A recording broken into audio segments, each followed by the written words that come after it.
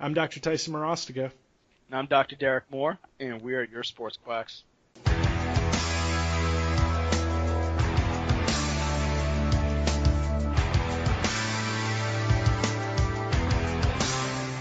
All right, welcome back to all of our sports quacks. So today we're going to jump into a common chiropractic philosophy, and we're going to talk about how it relates to us as sports quacks, chiropractors, whatever you want to call it. But essentially, what I want to talk about is how Derek and I feel about this philosophy and how we use it and how it affects kind of the way we go about treating patients. Now, what we're going to talk about is essentially immobilization and degeneration, right? So we want to touch on the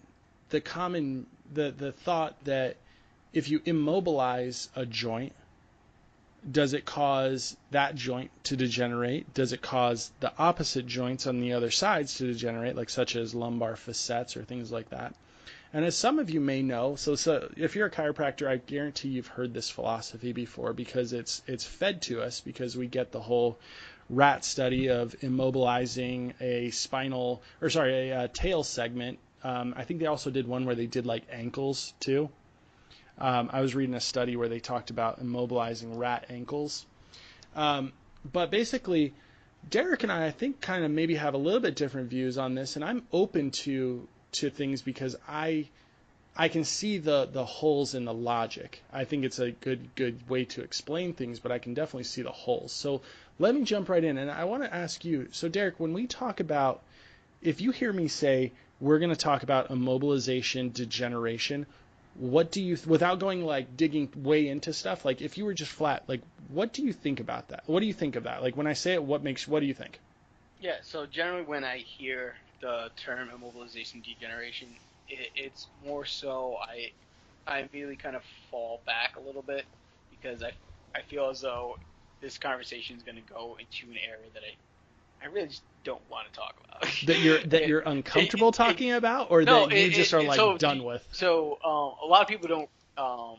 For our listeners, when I was in Cairo school, um, I had the opportunity to start to learn a little bit more about um, ice and whether or not it had effects on and what it was actually happening on a physiological level. And all of a sudden, I became the anti-icer in Cairo school, Yeah. and I have the same feeling that I have with immobilization degeneration as I got with that, where somebody would mention it, everybody just turns around and just like, let's see what Derek has to say about this Yeah. because he completely disagrees with it.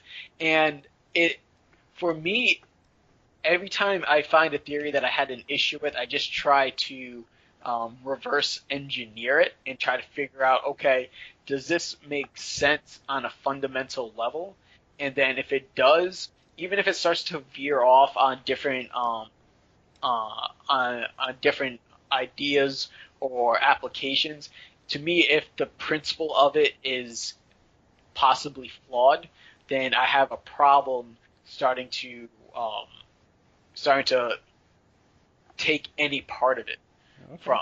So, for example, when we're talking about immobilization degeneration, it was based highly off of that test on immobilizing segments of the rat with external means.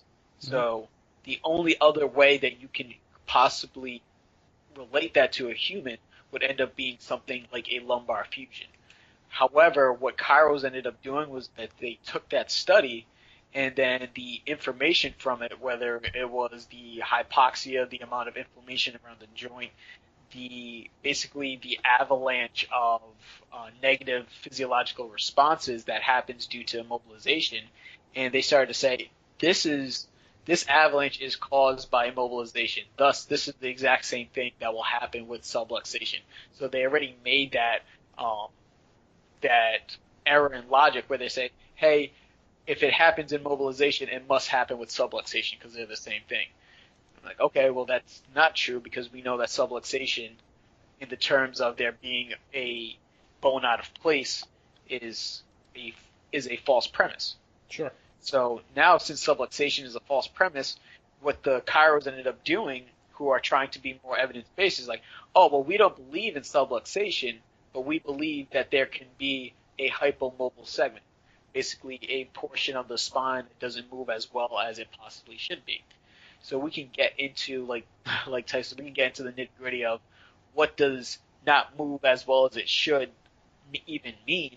Yeah. But my problem with it is more so we replace the word subluxation with hypomobility, but we still use all the information that we grabbed from a completely immobilized segment and the avalanche that occurs with that, and we say, hey, that can also happen with hypomobilities.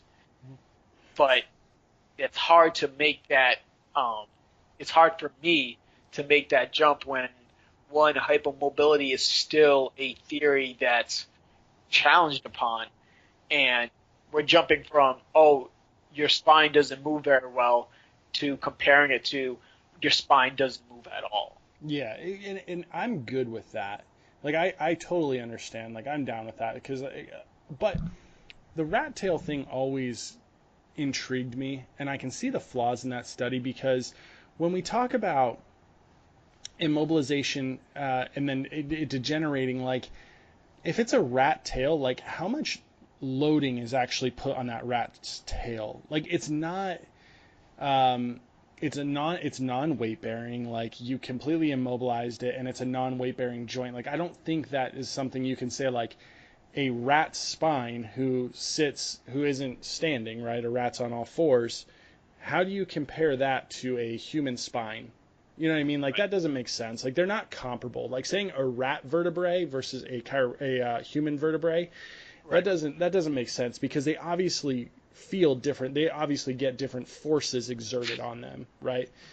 So I see that that's kind of flawed. Now, theoretically, I can understand bits and pieces of, I can accept bits and pieces of hypomobility causing certain things like hypoxia. So let's go Okay. into this. Like, let's talk Yeah. about what causes degeneration, right? Like, what are philosophies on degeneration, right?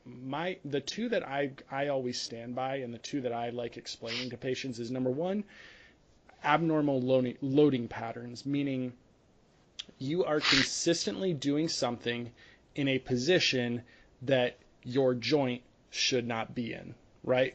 And it doesn't matter how it gets that way. I'm just saying that you've done something repetitive in a way that it doesn't want. So you get osteophyte growth, you get different, whatever you want to call it. I like saying osteophyte growth now, but that abnormal wearing on tissue causes the surface of the cartilaginous surfaces of the joint to lose that smooth, that whatever you want to call it, that smooth. I think it's hyaline cartilage, right? That surface, right? So it begins to break down because it has abnormal wearing patterns, right? Now the other one that I talk to patients about is hypoxia. Now when joints are shut down, now when I'm not saying lose degrees of motion, I'm saying completely shut down, they become hypoxic, and we know that they call it, it's this one called HIF-1 alpha. Essentially is like a hypoxic marker that shows like, hey, when cartilage breaks down, because of it, that's what's present, right? Okay. So I do see that. Now I have let's talk about the first one. Okay, before I go too far, let me ask you about the first one. Your thoughts and feelings about abnormal wearing patterns. Where do you want to go with that? What do you think? Yeah. Yeah. So the issue with and the one I have to preface this because what will happen with a lot of people when they speak with me, it gets really, really annoying because I just end up, I have so many questions about everything. I'm a huge skeptic, and it's very, very tough for me to speak on a subject to an extent because I just really just don't know. So when we're talking about abnormal wearing patterns, my wearing patterns happening due to abnormal stress, my biggest problem with that is more of so at what do we what do we see as abnormal stress? Yeah. Because when we look into studies about knee osteoarthritis and we're talking about wear and tear, we're like, okay, yeah, abnormal stress. Running 50 miles or long distance running is not normal stress onto your joints. We can pretty much agree But to that, but they don't. But those joints don't degenerate the way that you would think with the no, whole wear and tear, like you're no, destroying your body with this. I don't see And that. Yeah. yeah, and the tough part when we're talking about abnormal is a matter of if we're looking at I'll have to pull up the study and see what their actual how many participants were in there, but I guarantee they don't all have the same running No, form. no, they've got different patterns, different gaits. Exactly. Absolutely. So now Absolutely. it's even harder for us to say what is an abnormal wear pattern and why does it even matter and when it comes to degeneration. Is degeneration, and I'm having that battle of it, is degeneration just something that some people are more prone to and some people are not? See, And maybe have nothing to actually do with the activities of daily living. I don't know about that. I mean, I guess I can see that because there's got to be a couple of different like reasoning why. Like I'm sure some people are prone to high inflammatory, joint whatever, and we know that Right. inflammation is going to tear apart. And then we also know that some people just have weaker cartilage. Like some people make crappy cartilage that Yep. tears apart really easily. Like we already know that. Yeah. So for me, when I'm talking like when I look at someone who comes in and they're like, okay, I run a lot. I'm going, well, I believe that your body is made to run, right? Like I'm good with the whole philosophy of we have legs, we have muscles, we can walk, we can run so that we can stay alive. Like, right? There's your whole Darwinism of the fact, if you can run, you can stay alive, right? So my thought is the way that the human body should be built, and this is where we get into like philosophical stuff and maybe even some like religious stuff if you think about it, like the way our bodies are built and stuff like that. But I don't see that a human body should break down cartilage, things like that, joints should break down if you're going through normal motions. Now, say when I'm talking abnormal, I'm talking about excessive valgus stresses, poor stability in the hip. I'm talking, sitting for long periods of time. Maybe having a job where you have to cut, or cut sheet metal with scissors. The sheet metal scissors, doing repetitive motions like that you wouldn't, I mean, I guess you wouldn't do on a normal daily basis. To me, like that's when I'm talking like abnormal wear and tear. I'm talking like joint positioning. Uh, really that's it. Joint positioning through stress. Right. So we'll we'll move away from the runner Okay, and we'll move to, let's just go with Joe Schmo who works at his desk. sure. Um, would you say that sitting is stressful or not stressful onto the spine? Depends. Depends, right? Because I would venture to say posture plays a large role in it. Right. Um, So if I'm just saying like the posture's going your posture is going to be whatever your posture is, but the act of sitting would you say that the act of sitting is stressful or not stressful to the spine? I'd say non-stressful. Okay, If right. the act of sitting, like say like you get there and you're going, okay, I'm upright, I have, a decent, lumbar lordosis while I'm sitting, like I've maintained that positioning, I'm not slouched, I don't have the neck forward. I would say that there's minimal stress on the vertebrae. Because if we say that there's minimal stress on the vertebrae due to sitting, it's sometimes hard when I hear Carlos also say, "Oh, sitting is bad for your back," Okay. because you Yeah, can't you can't have it you can't have it both ways. but You that can't comes say from. that. Go ahead. What were you gonna say? Well, Oh, okay, go ahead. Finish what you're so thinking. and you can't say that sitting is bad for your back and that it's minimal stress to your back. No, I agree. But my thing is I think that comes from the bullcrap that we're taught that, and not that it's bullcrap, but that it's when you sit, that puts the maximal amount of pressure on the discs, right? Like sitting Right. increases disc pressure, intradiscal pressure, right? But that's what they're supposed to freaking do. Right. What's wrong with that? So don't sit because that puts too much disc pressure. Well, no, your discs are made to handle that. Like that's a stupid thought. Like so when we talk about like that philosophy of like, oh, sitting is so bad because it puts too much pressure on the spine, I think is crazy. But I would say though, I'm good with saying, hey, if you're sitting and you're not regularly taking your joints through their full range of motion, and say you're sitting for 5, 6, 7 hours a day in the same exact spot without getting up, couldn't we jump onto that hypoxia theory, even though we're not even getting into that yet? Well, Could we? once again, I can't. I can't because the hypoxia theory is based off of what? Not moving at all. Okay. And you're not even thinking about it, but if you start to really look about what have you done in the past 20 minutes while sitting there? I can't sit Fidgeted. still. I can't Right, sit still. That's me though. But nobody is. I guarantee nobody is not moving at their desk. Nobody's just completely stagnant, and the only thing that moves are their fingers.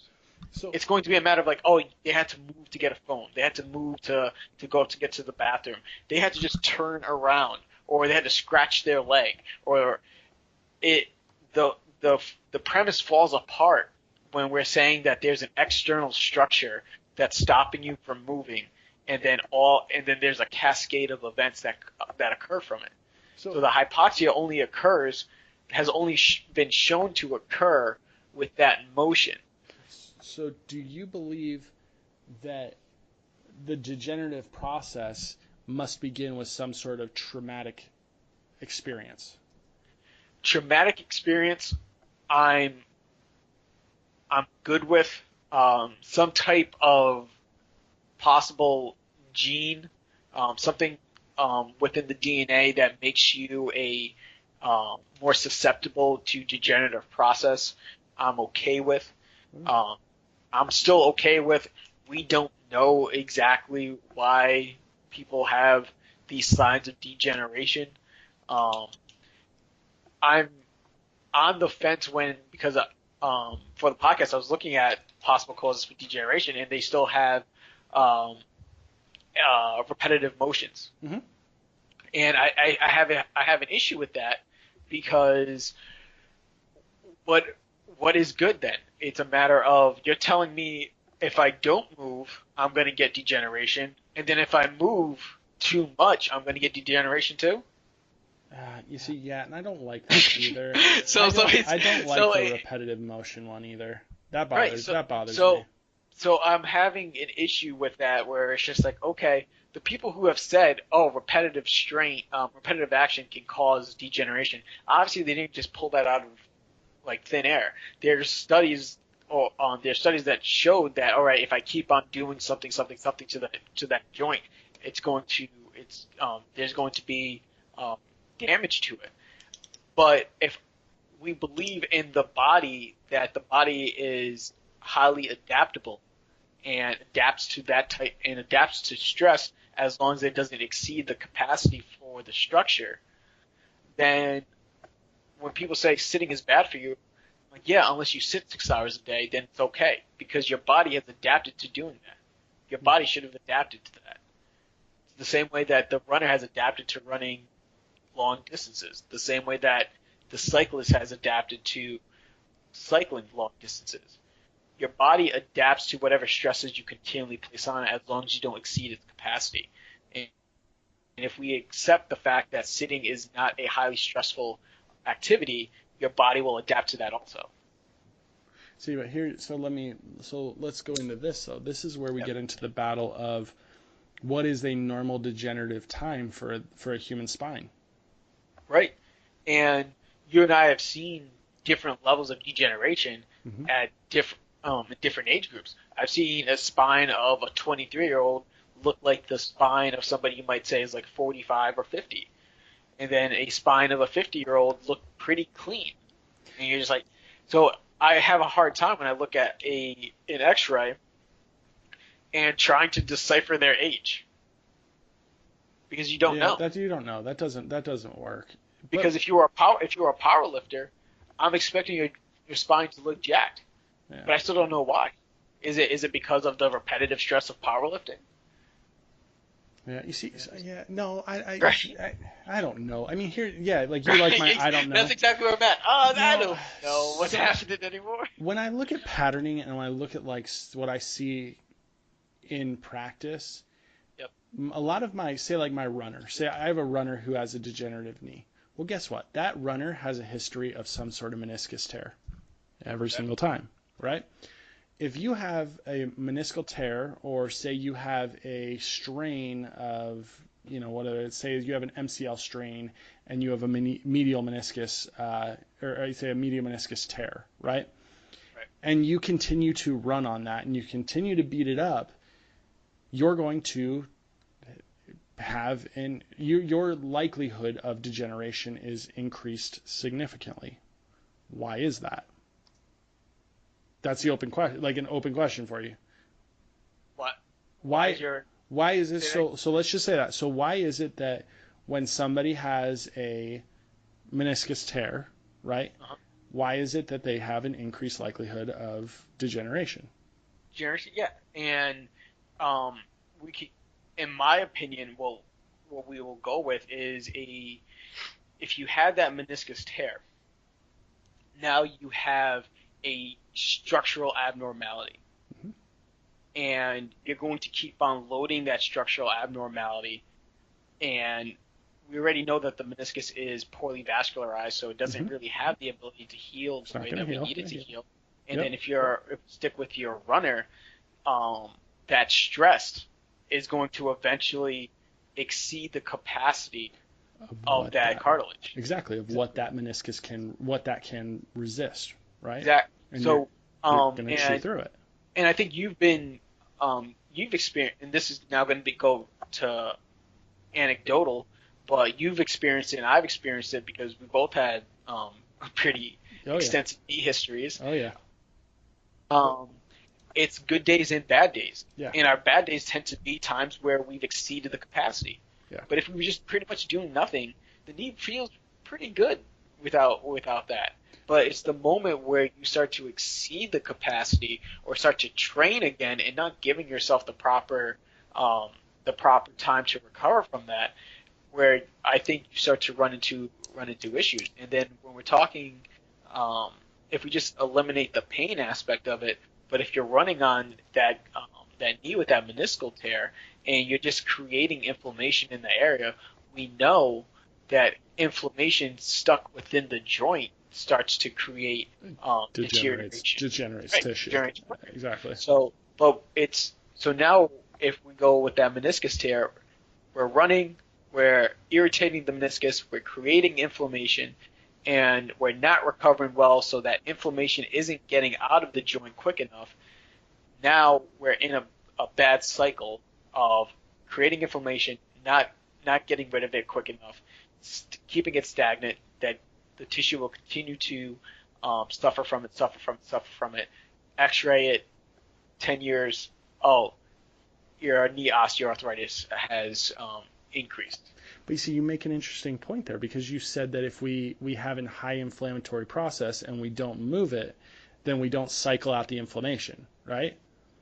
Right. Movement But cycles out inflammation. Now, can so that be taken to other joints like a facet joint?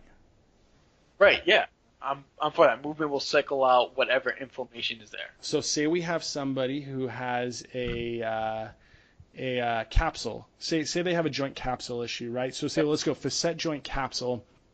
Because to me, like I can see that you could pinch a capsule, right? That sharp Okay. pain, sharp stabbing pain. I'm good with that. So say you have someone who has a capsular issue, they then become immobile by laying face down, or they immobilize the lumbar spine for X amount of period. Will that inflammation cause those joints to degenerate? No. Oh, why not? Because how long are they immobile for? I don't know. We What are you talking about? Like you're saying like, What if you have okay, someone who has chronic low back pain? this guy has chronic low back pain. How long is he going to lie down for? Oh, well, not years, but Right. say he alters Not his even days. biomechanics. But not even he's not even going to lie down for days. But what if He's he gonna purely alters his biomechanics so he introduces almost zero flexion extension into the lumbar spine? It's impossible though. Really? Yeah. So Okay. if you look at studies of just doing they did studies of doing a squat, maintaining that neutral spine position, Mhm. and there were still 15 degrees of flexion throughout the motion. Like you Okay. can't unless you have an external force preventing your spine from moving.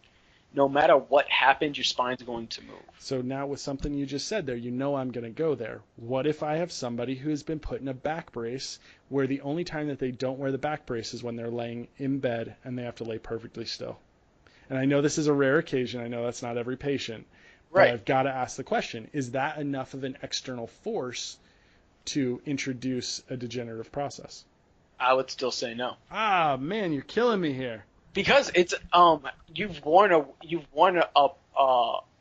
I would have to see the brace. Are we talking about one of those Boston scoliosis No, we're talking braces? a massive, the ones where they like run mid back to booty, and they strap you all the way around, and then they cinch you up like a corset.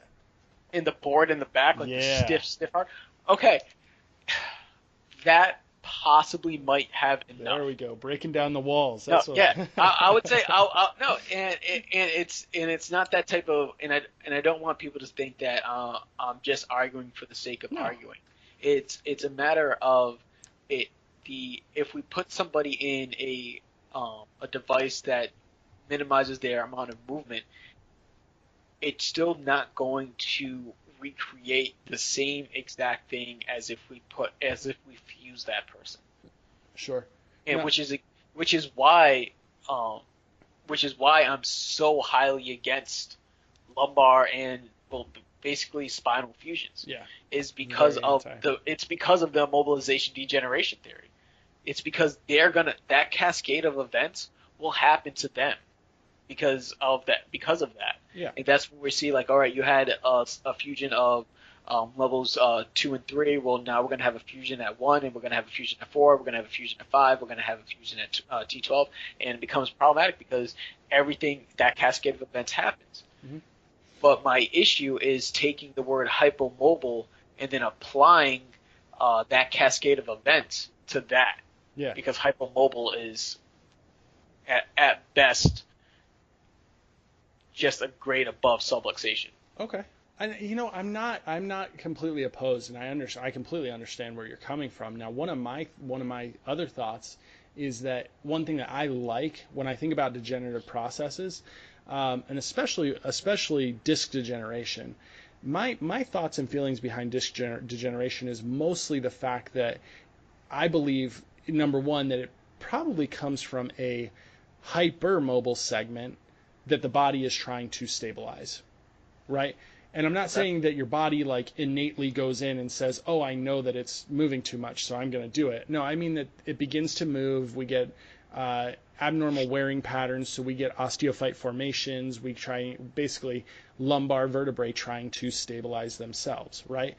So for me, one of my go-tos and one thing that I like is, and this is something that you probably have done more research on and experienced, but does a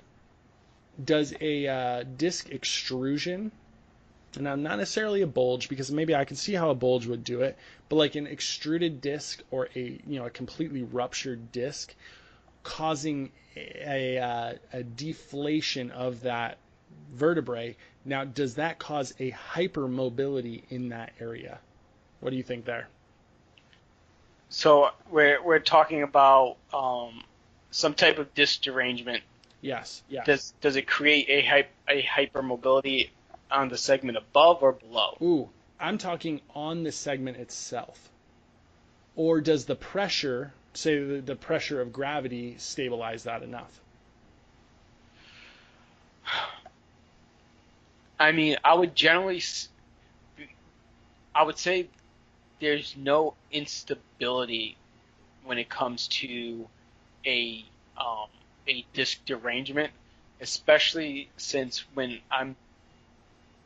I see a disc derangement, the first thing that usually will happen is that the paraspinals start to We'll seize. protect it. Yeah, we'll Right. go into spasm. So so unless I was thinking that there was a possibly some type of micro instability, and that's the I still have to do more research on exactly the causes of that when McGill explains it, and it's still something that evades me in my understanding. But he explains that your body can have these moments of micro instability in catching, Hmm. and that can create very similar discogenic pain. Hmm. So I would agree that there's going in the sense of hypermobile being a that I think it would be synonymous with the micro instability. Sure, I'm Right? So okay with that that. joint is moving when it really shouldn't, but even then we have to start to think, okay, what's happening elsewhere because it's not happening within a vacuum. It's not just the spine itself. We're talking about Sure. the thickness of the PLL and the ALL, and then on top of that, all the musculature around it. How minimal of a movement will have to happen for it to be problematic?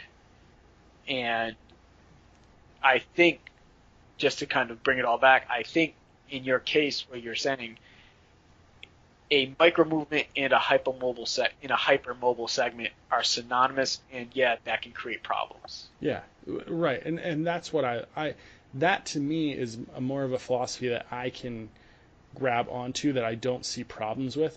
Yeah. I'm good with degeneration tends to happen more in hypermobile segments.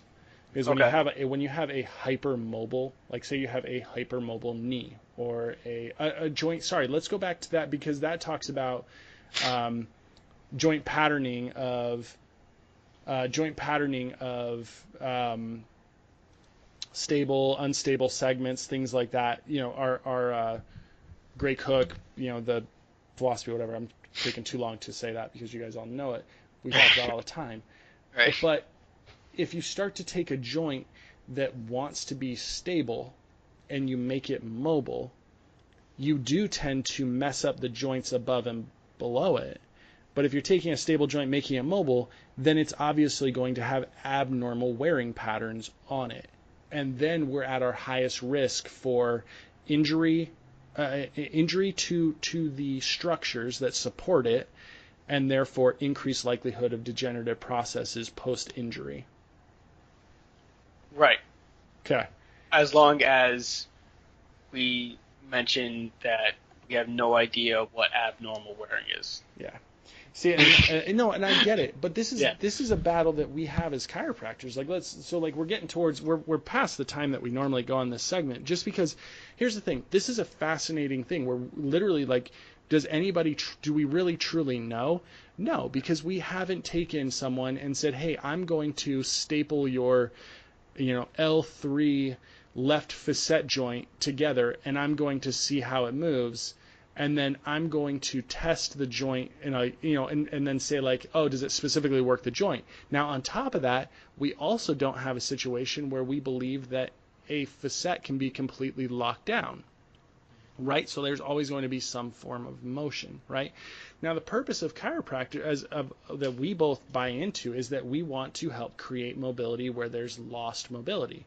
That whether that is soft tissue related, that's joint related, our purpose is to improve motion. Now as we improve motion, it decreases inflammatory processes and it promotes an overall healthier, better life, better quality of life. So here's the thing. It's up to you guys to figure this out. And if you buy into a philosophy, are you necessarily wrong? No. Does that mean that when you find something, does it have to be 100% right? Well, I guess that depends on your personal beliefs. It does. So here's my thing. Think about it. Hit us up.